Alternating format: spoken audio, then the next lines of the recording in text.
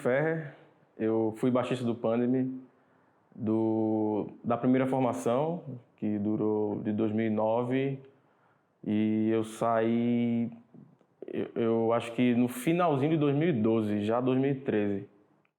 Minha participação na banda, que o Pedro chamou para participar, né, convidou, estava formando a banda de Death Metal.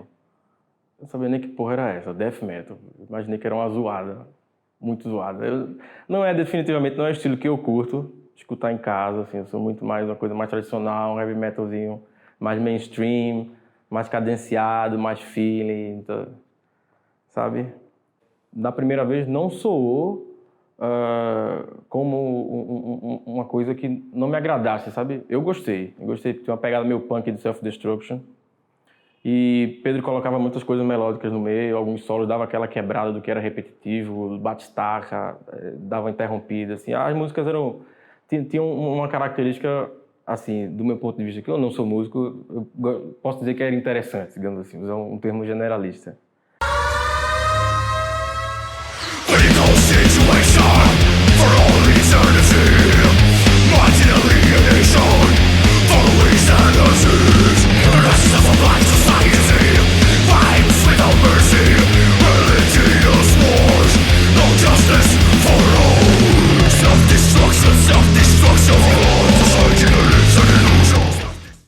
Porque perguntavam assim, e aí, tu toca o quê? Não, eu toco baixo.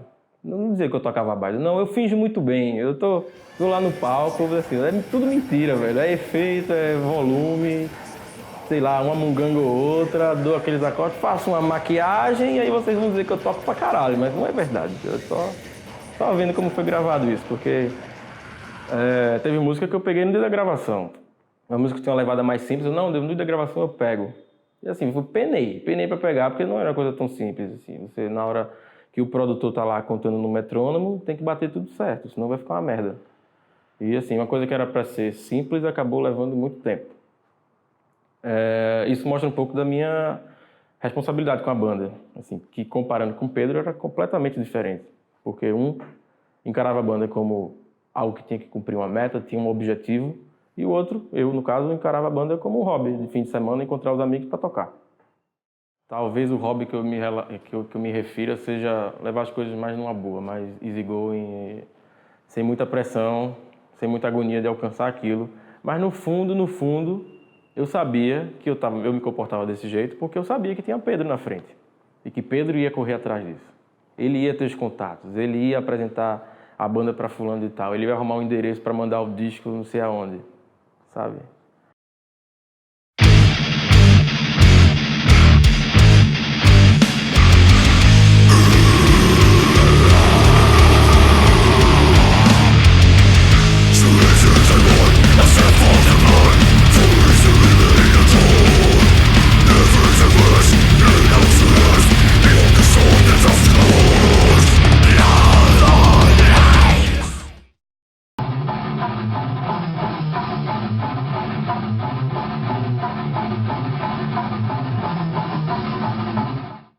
Eu sou Pedro Valença, eu toco no Pandemy desde 2009, eu sou membro fundador, juntamente com o Diego Lacerda.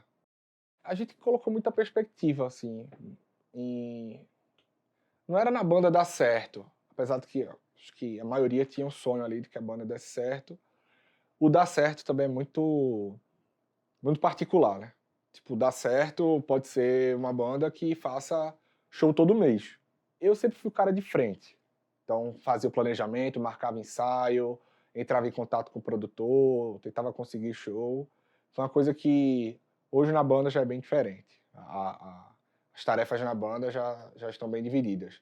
Eu também não tinha uma forma muito agradável, assim, quando a coisa dava errada, de cobrar. Foi uma coisa que eu amadureci, que eu refleti e vi que não era justo, não era correto. Então, assim, eu marcava um ensaio, marcava a gravação. E aí, se um integrante ou faltava, ou errava em alguma coisa, aí eu já criticava de uma forma meio rude, assim, sem desnecessário.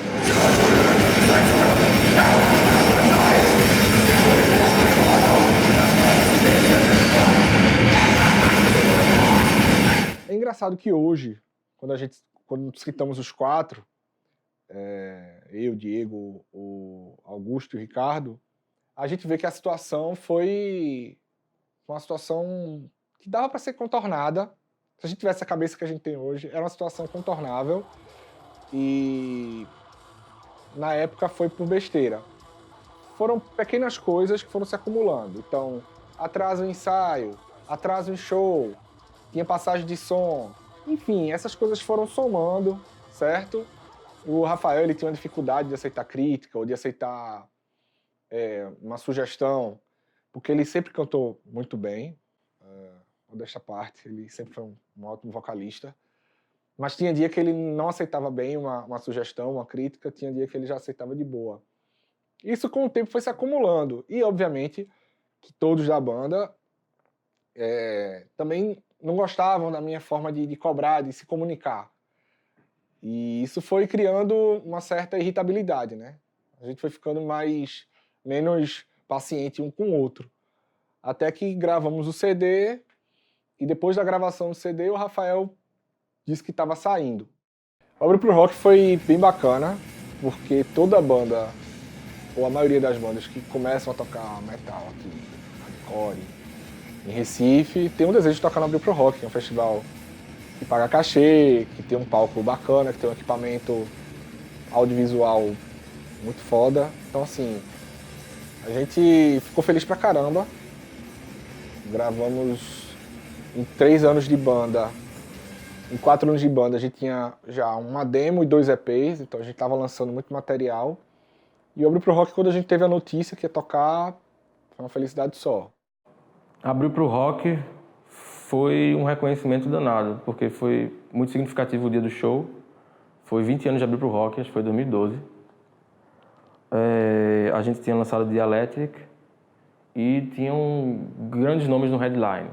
Êxodos, Brujeria, Ratos, Cripple Busters estava lá.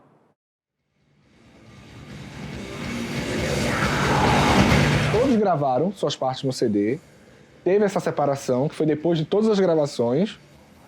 E só quem participou da mixagem, da edição, quem acompanhou esse processo fui eu e Diego. Né? Então, ficou esse espaço, essa falta. Né? O Augusto, o Ricardo e o Rafael não participaram da mixagem.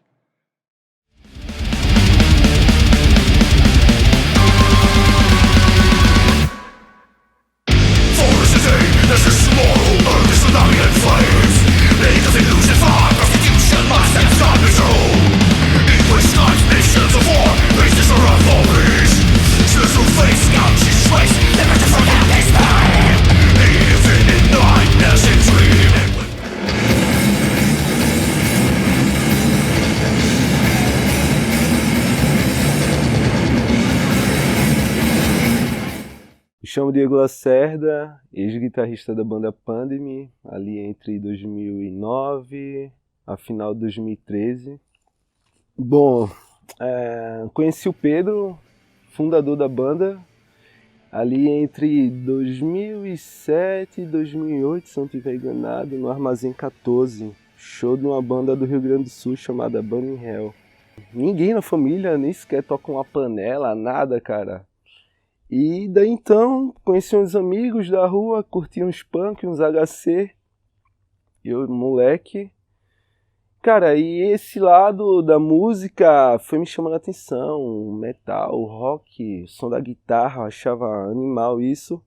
E cara, e coloquei na cabeça, pô, vou tocar guitarra. Cheguei pra família e, mãe, quero comprar uma guitarra. Minha mãe, você tá louco, velho? Meu pai começou a zoar e...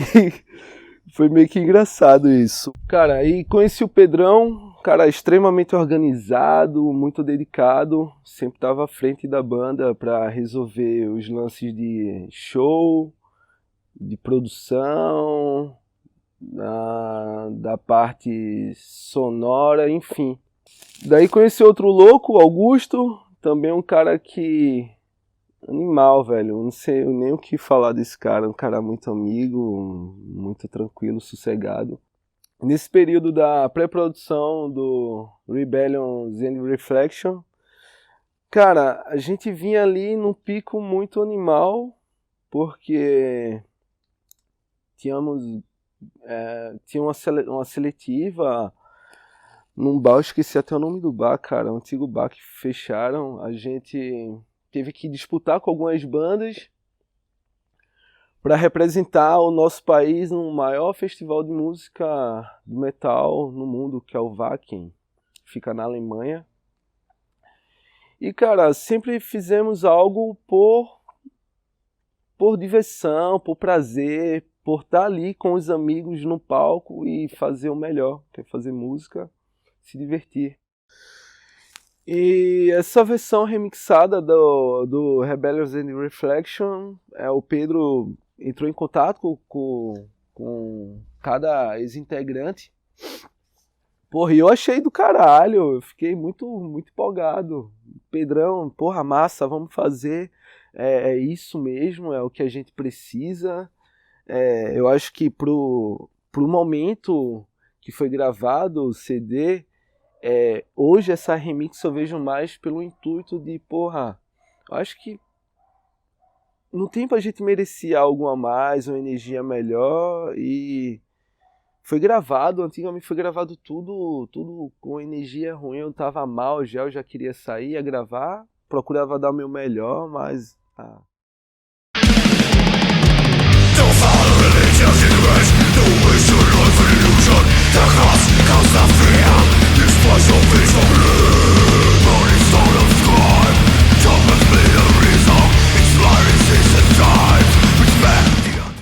Meu nome é Ricardo Lira, toquei no Pandem de 2011 a 2012.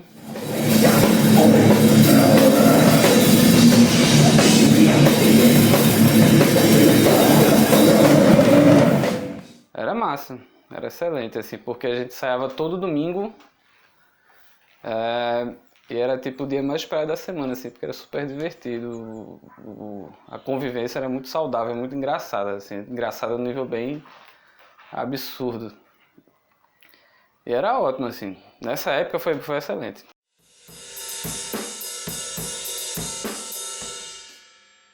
Eu não sei onde foi que Pedro me viu tocando. Eu acho que Pedro me viu tocando no primeiro show que eu fiz na minha vida, muito tempo atrás, alguma coisa assim. E tempo depois eu tava tocando com minha outra banda, que era o Criver, e ele veio, acho que foi quando o Fausto saiu da banda, que era o baterista anterior a mim, ele veio e me convidou para entrar na banda, fazer um ensaio, alguma coisa assim, para assistir um ensaio, se não me engano. Eu acredito que eu já estava na banda, não sei. Eu fui pra lá, vi o ensaio, depois já comecei a tocar. Nunca tive um convite formal, assim, que eu lembro, né? Pode até ter tido aí.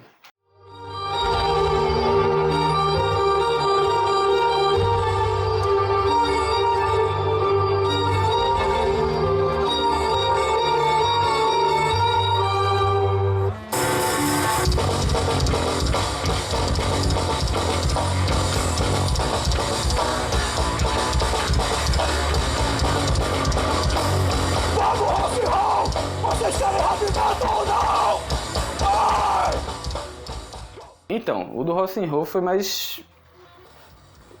A viagem foi mais divertida que o próprio show. O show foi muito bom, mas a viagem em si foi mais interessante.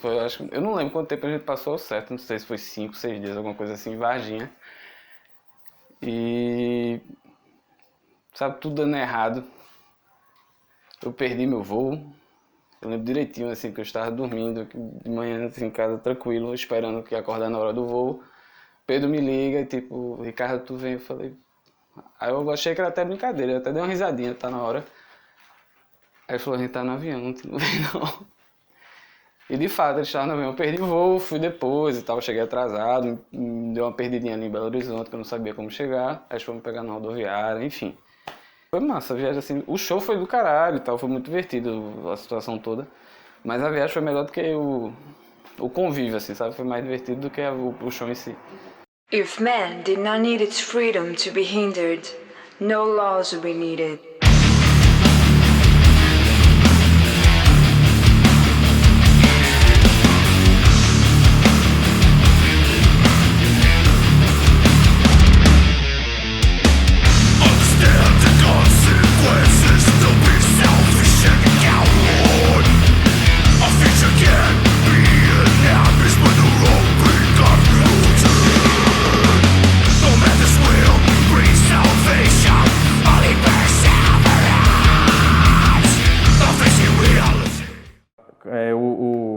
Rebellions e Reflections.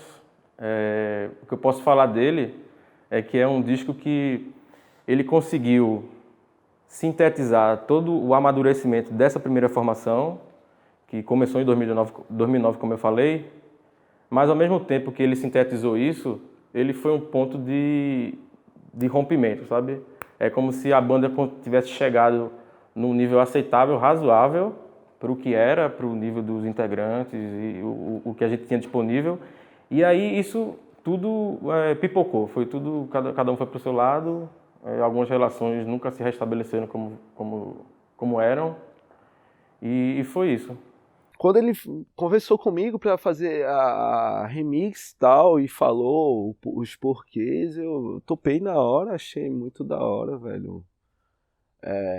E fico muito feliz por ele, pelas atitudes que ele vem tomando, desde o tempo que eu conheço ele. E hoje, o Pedrão, ele é um puta de um líder, cara, que até me inspira em algumas coisas. O Ricardo, a galera topou, a turma que a gente mantém muito contato hoje. O Gorga, cara, é um cara sinistro, velho. É um cara muito louco, super talentoso. Cara, me divertia muito com ele. Mas ele sempre teve algo que ele é um cara muito reservado, cara. Mas que, nossa, velho, eu tenho que agradecer a ele por tudo que ele fez.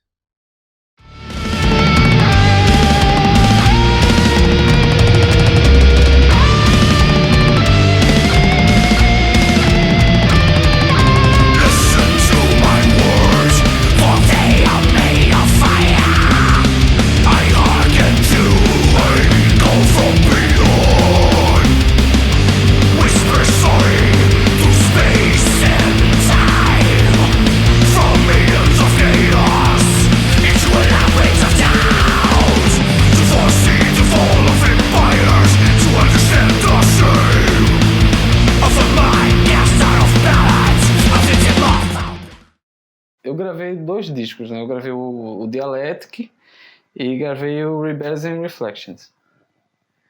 No Dialectic foi uma coisa muito rápida. Foi tipo um orçamento curto, então a gente tinha que fazer um negócio muito rápido e muito funcional. E que de fato funcionou, assim.